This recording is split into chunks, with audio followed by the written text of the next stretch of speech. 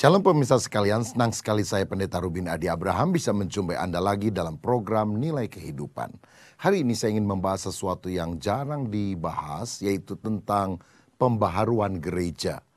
Kisah Para Rasul pasal yang ketiga ayat 21 berkata, Kristus itu harus tinggal di sorga sampai waktu pemulihan segala sesuatu, seperti yang difirmankan Allah dengan perantaraan nabi-nabinya yang kudus di zaman dahulu. Kita sedang hidup pada akhir zaman, tidak lama lagi Tuhan akan segera datang untuk kali kedua. Tetapi sebelum hal itu terjadi, Tuhan sedang memulihkan gerejanya. Sebab gerejanya adalah agen Tuhan untuk melakukan transformasi di atas muka bumi.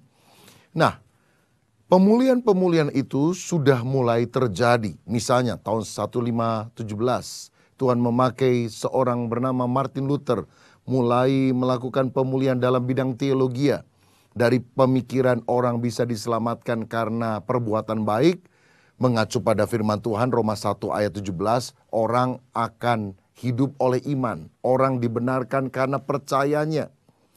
Tetapi Tuhan tetap bekerja sampai hari ini.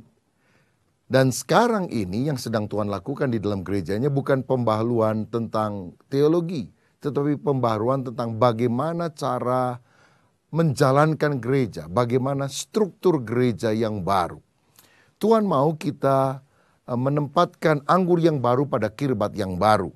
Sehingga ada gereja-gereja yang muncul dengan menangkap pergerakan dari tiang awan, tiang api. Maksudnya kuasa Roh Kudus yang sedang menuntun gerejanya sesuai dengan kehendak Tuhan.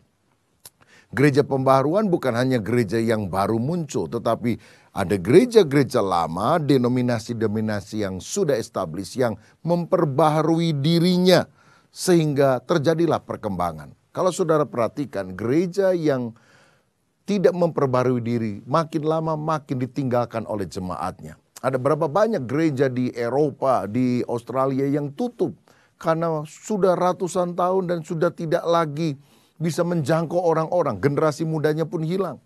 Tetapi gereja yang mengikuti kegerakan Roh Kudus dan terus mengalami pemulihan, pembaruan, justru akan dipakai oleh Tuhan sebagai alat yang efektif. Nama gereja bisa macam-macam, tetapi menunjukkan beberapa kesamaan ciri. Dan oleh sebagian pengamat disebut sebagai gereja apostolik. Gereja yang menekankan pengutusan. Nah, ada beberapa ciri dari gereja apostolik yang merupakan pemulihan yang Tuhan sedang terjadi, dan kalau kita ingin mengalami kemajuan, mari kita berkaca dari apa yang saya akan bagikan ini. Yang pertama, gereja apostolik adalah gereja yang mengakui pelayanan 5 jawatan. Dalam Efesus 4 ayat 11-12, Alkitab menunjukkan kepada kita bahwa Allah telah menetapkan ada orang-orang yang mendapatkan karunia sebagai rasul, nabi, penginjil, gembala, dan juga pengajar atau guru. Dan kelima hal ini harus berjalan dengan baik. 3 yang saya sebut terakhir, yaitu penginjil, gembala, dan pengajar, itu sudah lazim kita tahu di mana-mana.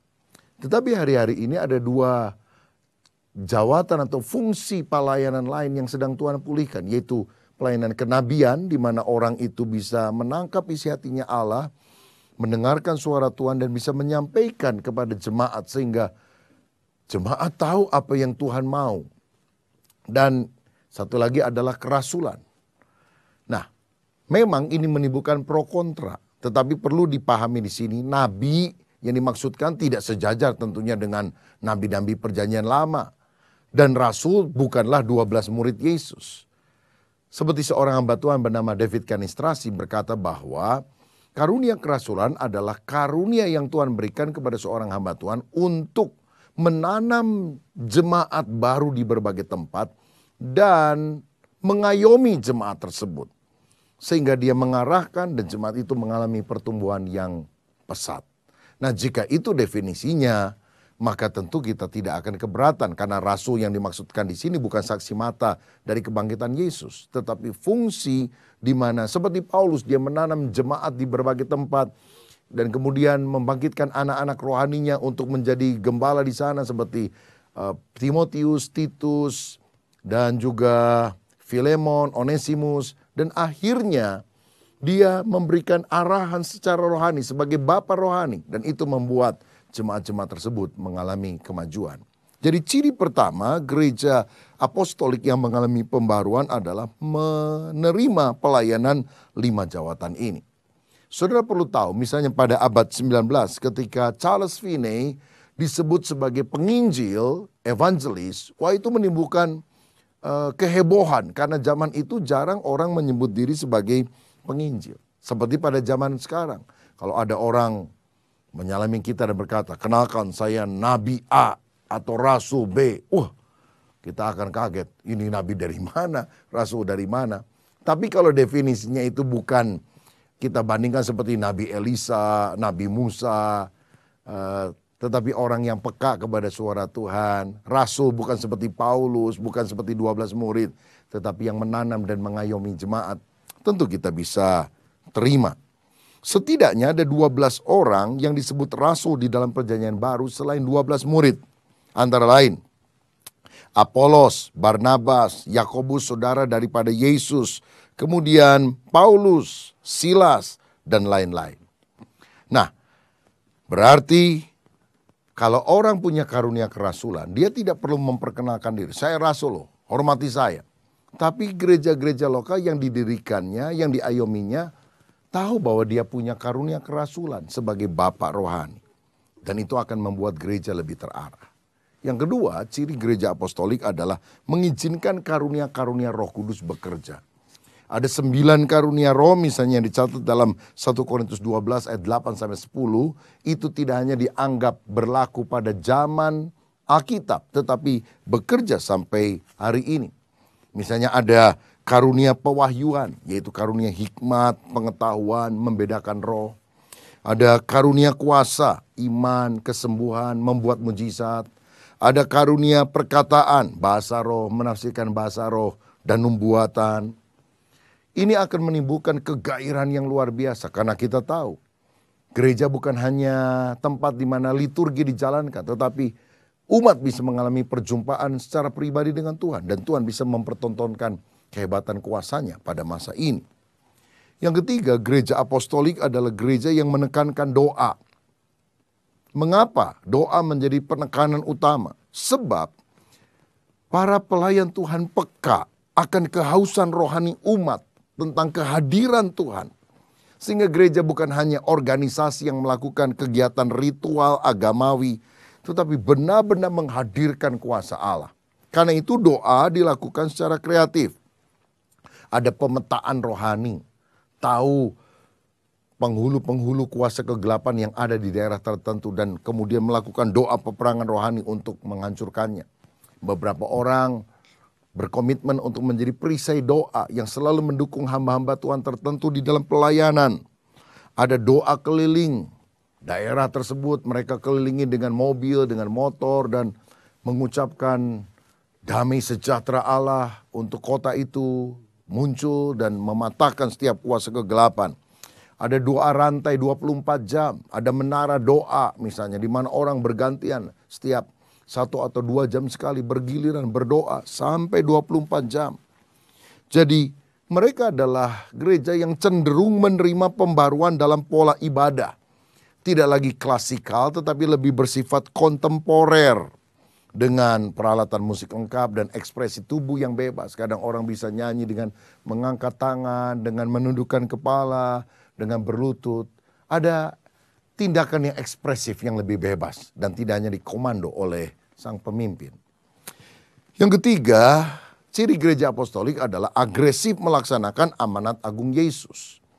Pelayanannya tidak hanya berorientasi pada pemeliharaan jemaat yang ada, tetapi melakukan penjangkauan jiwa-jiwa baru. Nah, jadi sifatnya ofensif, tidak hanya defensif. Gereja ini menjadi gereja yang misioner, melakukan church planting, penanaman gereja baru. Bukan hanya cukup gereja satu tempat, tapi berkembang di tempat-tempat lain, bahkan di pulau-pulau yang jauh, di daerah-daerah yang jauh, mengutus orang-orang dan memenangkan jiwa bagi Yesus. Dan bukankah ini yang Tuhan rindukan? Supaya kita menjadi orang yang punya jiwa misioner. melakukan amanat agung, pergilah jadikan semua bangsa sebagai muridku. Yesus berkata, gembala yang baik meninggalkan 99 domba di dalam kandang dan mencari satu domba yang terhilang di luar. Dan masalahnya sekarang lebih rumit karena yang di dalam kandang kita hanya satu domba dan 99 itu ada di luar. Bukankah kita harus menjangkau jiwa bagi Yesus dan bukan cuma memelihara apa yang ada? Yang kelima, saudara sekalian, ciri gereja apostolik adalah melibatkan kaum awam di dalam kepemimpinan gereja. Khususnya di dalam kelompok-kelompok sel yang terdiri dari antara 10 sampai 15 orang, ada satu pemimpinnya. Dan mereka melakukan tugas-tugas pastoral, pengembalaan. Mendoakan orang sakit, membagikan firman, kemudian memotivasi mereka, mengkonseling mereka ketika mereka punya masalah, menginjili tetangga-tetangga yang ada di sekitar, melengkapi para pemimpin baru supaya bisa menjadi pemimpin kelompok sel, sehingga kelompok sel dari 1 berkembang jadi 2, jadi 3, jadi 4, begitu selanjutnya. Dan apa yang dilakukan ini sebetulnya sesuai dengan amanat reformasi gereja, keimamatan setiap orang percaya. 1 Petrus 2 ayat 9 berkata bahwa kitalah bangsa yang terpilih, imamat yang rajani, bangsa yang kudus, umat kepunyaan Allah sendiri. Berarti semua orang percaya, tidak hanya pendeta atau penginjil, semua orang harus terlibat di dalam pelayanan. Dan karena mereka melibatkan kaum awam di dalam pastoral, di dalam kepemimpinan, ada persekutuan yang erat di antara saudara-saudara seiman, dan karunia-karunia di dalam jemaat itu bisa mengalami pertumbuhan, perkembangan yang luar biasa. Dan ada pelipat gandaan yang terjadi sehingga gereja selalu hidup. Dan ciri keenam dari gereja pembaharuan, gereja apostolik adalah menerima konsep gereja sekota. Saudara, pada waktu Tuhan bicara kepada 7 sidang jemaat di Asia Kecil, misalnya seperti Efesus, Philadelphia, Laodikia, dan sebagainya, Yesus sebetulnya berbicara satu pesan untuk kota tersebut, walaupun jemaatnya bisa beribadah di rumah-rumah, di tempat-tempat yang berbeda. Dan inilah yang juga diyakini oleh orang-orang yang mengalami pembaruan dalam gereja apostolik. Mereka sangat menekankan kesatuan hati, walaupun berbeda-beda tempat ibadahnya, bahkan dengan nama atau denominasi yang berlain-lainan. Ibaratnya, seorang bapak punya 10 orang anak. Waktu masih kecil, anak tinggal satu rumah. Tapi kalau sudah besar, rumah masing-masing dong. Dan tidak harus bapak itu sangat mengontrol. Tapi namanya bapak, anak-anak akan datang karena cinta, karena hubungannya kekeluargaan. Bukan hubungan atasan bawahan, bukan hubungan antara bos dan karyawan. Karena gereja bukan perusahaan. Kita tidak menghasilkan karyawan-karyawan. Kita menghasilkan anak-anak kerajaan yang kemudian bertumbuh dewasa dan bahkan diharapkan lebih maju daripada bapaknya. Jadi ada kesatuan di dalam pelayanan sekota tersebut. Menghargai lokalitas tetapi berjejaring dengan gereja-gereja lain. Tidak independen, berdiri sendiri, tetapi interdependen, saling gereja-gereja lokal yang sudah solid saling berjejaring satu dengan yang lain. Nah, gereja apostolik adalah gereja yang lebih suka membangun hubungan daripada sekedar menjalankan program atau organisasi birokratis. Dan bila jaringan ini, baik jaringan kerjasama lokal, regional, nasional, bahkan internasional mulai lebih digiatkan, itu akan menyambut tuaian raya di mana banyak jiwa-jiwa akan dimenangkan untuk kemuliaan nama Tuhan. Dan saya percaya penerimaan konsep gereja sekota, di setiap kota mesti ada kesatuan hati, macam-macam hamba Tuhan kumpul sama-sama. Itu akan mendorong kesatuan tubuh Kristus. Karena masing-masing akan menyadari kelemahannya, tetapi juga menyadari kelebihannya, di mana kita saling mengisi satu dengan yang lain. Kalau saya baca dalam Kisah 1 ayat 8 dikatakan, tetapi kamu akan menerima kuasa kalau Roh Kudus turun ke atas kamu, dan kamu akan menjadi saksiku. Di mana? Di Yerusalem, Yudea, Samaria, dan sampai ke ujung bumi. Kadang orang berkata Yerusalem adalah mulai dari keluarga kita. Tidak salah kita memulai pelayanan dari keluarga karena memang sangat penting. Tapi saya mau katakan dari sejak dulu sampai sekarang sampai yang akan datang, Yerusalem tidak pernah menjadi nama sebuah keluarga. Yerusalem adalah nama sebuah kota. Jadi pesannya apa? Kalau Roh Kudus turun ke atas kamu, maka tugas yang terkecil yang harus kamu jangkau adalah memenangkan kotamu bagi Tuhan. Bukan hanya sekedar memenangkan keluargamu lalu kamu bersantai. Memenangkan kota, dan untuk memenangkan kota harus ada kesatuan. Sehingga doa Yesus menjadi terlaksana, biarlah mereka semua menjadi satu. Nah jika demikian, apa peran pendeta dalam gereja pembaharuan ini, gereja apostolik? Nah kalau kita lihat dalam Efesus 4 ayat 11 yang tadi sudah saya sempat singgung, firman Allah berkata demikian. Dan dialah yang memberikan baik rasul-rasul maupun nabi-nabi, baik pemberita-pemberita Injil maupun gembala-gembala dan pengajar-pengajar untuk memperlengkapi orang-orang kudus bagi pekerjaan pelayanan bagi pembangunan tubuh Kristus. Jadi para rohaniwan tugasnya bukan menjadi pelayan, bukan melayani, tapi melengkapi. Untuk memperlengkapi orang-orang kudus bagi pekerjaan pelayanan. Jadi rohaniwan melengkapi jemaat dan jemaat yang terlibat di dalam pelayanan. Bayangkan kalau satu orang pendeta harus menggembalakan 1.000 orang misalnya anggota gerejanya. Waduh, bisa mati muda saudara. Tapi kalau pendeta melatih, mendelegasikan tugas pelayanannya, memperlengkapi orang-orang sebagai ketua, misalnya koordinator ibadah, ketua bidang musik, ketua bidang persekutuan, pelayanan, ada pemimpin kelompok sel, mereka di-empower, diberdayakan, supaya mereka bisa melayani orang lain. Bukankah ini satu gerakan yang sangat luar biasa? Sehingga pendeta tidak menjadi one man show, one man band, tidak single fighter. Tetapi dia bekerja bersama dengan yang lain untuk menjangkau banyak jiwa-jiwa untuk kemuliaan nama Tuhan. Kalau saudara ingin tahu kira-kira apa sih bedanya peran pendeta dalam gereja tradisional dan peran pendeta dalam gereja pembaharuan, gereja apostolik, saya akan sebutkan beberapa ciri. Yang pertama, dalam gereja yang sifatnya tradisional, pendeta itu dianggap karyawan gereja yang digaji untuk melayani. Dia harus bertanggung jawab kepada majelis gereja yang adalah pimpinannya. Dan dia dianggap sebagai penatua yang mengajar, bukan pengatua yang mengatur. Jadi kalau dibandingkan dengan suku-suku pada zaman dulu, dia ini tabibnya begitu. Tapi dia bukan kepala suku. Kepala sukunya adalah majelis yang mengatur semuanya. Tapi kalau ada orang sakit, dia dipanggil. Kalau ada orang yang ada keperluan, dia yang memberikan petuah. Dan biasanya dalam gereja tradisional masa pelayanannya singkat, 2-5 tahun. Karena kemudian dia dipindah-pindah dari satu tempat pelayanan ke tempat pelayanan lain. Sedangkan di dalam gereja apostolik perbedaannya adalah ini. Pendeta yang menentukan visi atau arah kemana gereja ini akan bergerak. Sebab bukan domba yang menentukan ladang padang mana yang akan mereka tuju untuk mendapatkan makanan pada hari itu. Tapi bukankah gembalanya yang mengarahkan dombanya?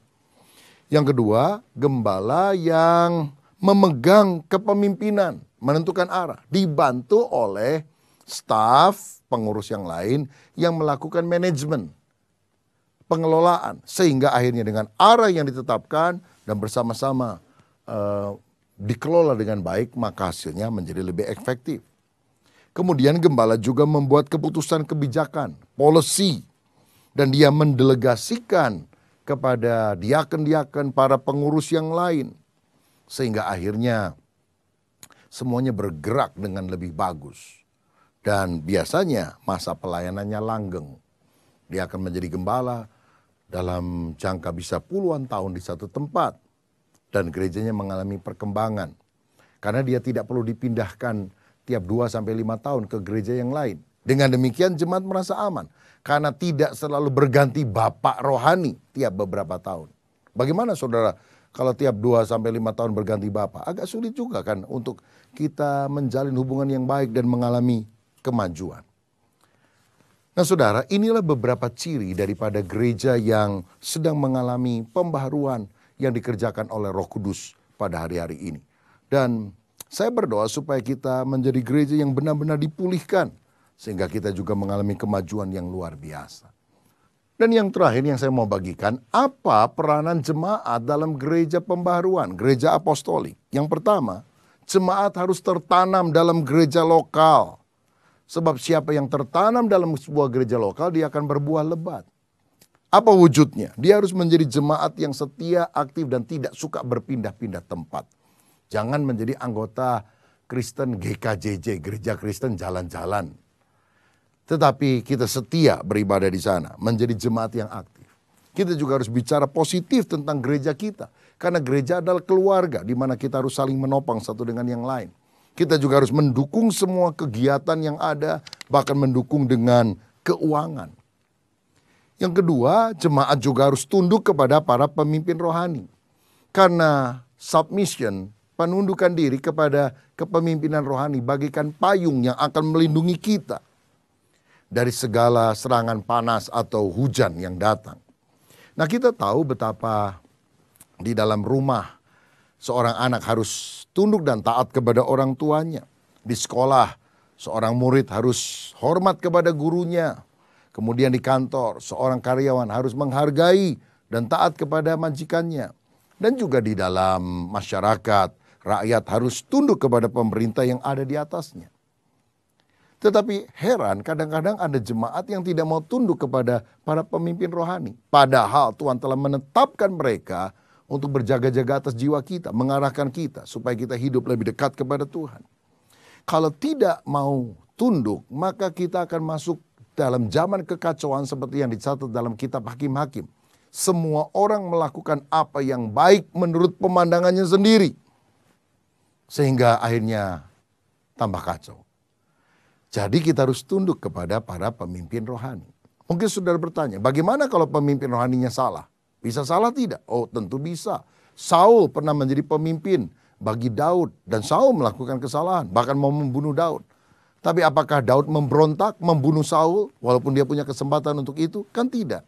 Jadi kalau pemimpin salah, yang pertama jangan berontak, tapi doakan. Supaya dia dijamah hatinya oleh Tuhan. Jadi bagaimana kalau pemimpin salah? Yang pertama, kita harus mendoakan supaya Tuhan menjamah hatinya. Yang kedua, kita harus mengoreksi dengan hormat, tapi tetap tunduk. Dan kalau kita melakukan dengan sungguh-sungguh, Tuhan akan bisa menjamah para pemimpin. Karena pemberontakan adalah sama dengan dosa bertenung, dosa penyembahan berhala. Sehingga kita harus selalu mendukung. Seperti seorang anak, ketika ayahnya salah, apa dia boleh kurang ajar kepada ayahnya? Tidak. Tapi dia doakan dan dia bicara baik-baik. Dan dia berharap supaya ayahnya itu bisa berubah. Dan yang terakhir, yang ketiga, peran jemaat dalam gereja pembaruan, gereja apostolik supaya tambah maju adalah kita harus terlibat di dalam pelayanan. Tidak boleh menjadi jemaat yang pasif, tetapi kita harus melayani. Sama seperti Kristus datang bukan untuk dilayani, melainkan melayani. Ada pelayanan ke dalam gereja, menjadi usher, menjadi tim pemuji penyembah, menjadi tim musik, menjadi pelayan di sekolah minggu, melayani di ibadah kategorial seperti ibadah wanita atau ibadah pria, ibadah remaja dan sebagainya. Tetapi juga ada pelayanan keluar, misalnya kunjungan kepada orang-orang yang sakit, ke rumah sakit, ke penjara, ke rumah-rumah, memenangkan jiwa. Dan kita juga harus jadi sinar terang melalui profesi apapun yang Tuhan berikan kepada kita. Dan jika kita melakukan fungsi kita sebagai garam dan terang dunia, maka pastilah kita akan menjadi berkat bagi banyak orang dan gereja Tuhan akan mengalami pertumbuhan. Ini doa saya. Tuhan sungguh-sungguh memulihkan bukan hanya hidup pribadi kita, tapi gereja di mana kita beribadah. Supaya gerejanya menjadi gereja yang hidup, gereja yang maju, gereja yang berkembang. Bukan gereja yang rutin, monoton, dan tambah lama, tambah drop jemaatnya, tambah drop suasana ibadahnya. Tapi benar-benar mengalami kemajuan. Dan kita perlu berdoa supaya Tuhan memulihkan gereja kita masing-masing. Sebab itulah rancangan Tuhan bagi kita semua. Tuhan Yesus memberkati kita. Amin.